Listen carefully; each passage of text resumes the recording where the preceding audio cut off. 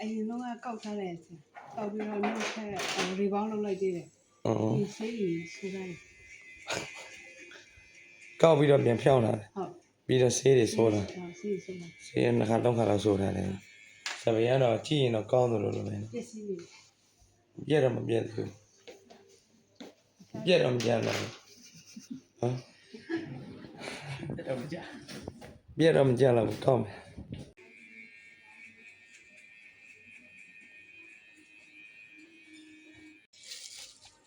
စပယ်ကတော့ကြီးနေပါပြီ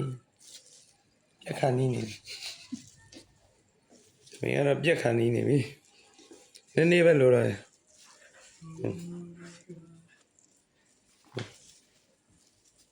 ဒီဖြန်းမယ်ဒါရေနဲ့ဖြန်းတဲ့နီးရေနဲ့ဖြောင်းတဲ့နီး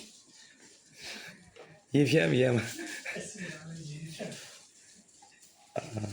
ဖြန်းလိုက်ပြီးတော့သူကပြန်ပြီးတော့ကောင်းအောင်လုပ်နေပါလေ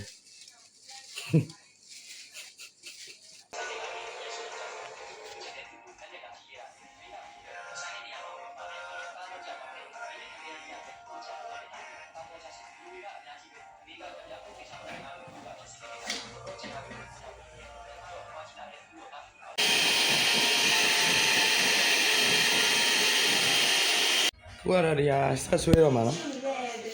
စပယ်ကအရင်ထူတယ်အောက်ကစပယ်ကပစ္စည်းနေတယ်ဘောကစပယ်ကတော့တဘာဝစပယ်မဟုတ်ဘူးဆေးဆိုးထားတဲ့စပယ်ရောင်းလေးအဲ့ဒါစုံမယ်ဒီလိုမျိုးစပယ်ကိုအပေါ်ဖြောင်းပြီးတော့အောက်ကိုကောက်မှဆိုရင်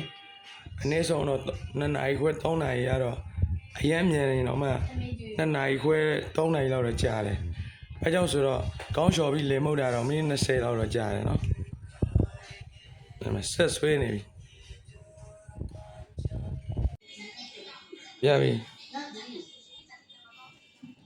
အဲ့မှာကြည့်လိုက်စပယ်ကအဝေးကြည့်နေတော့မှစပယ်ကအဖျားတော်တော်ကြည့်နေ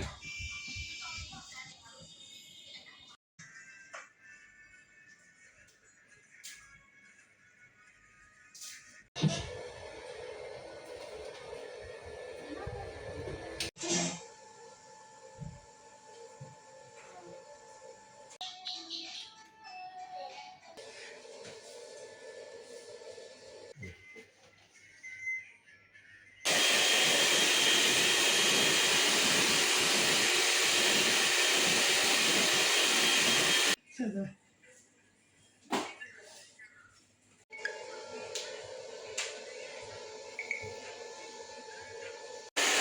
နည်းနည်းနောက်မှပြန်တော့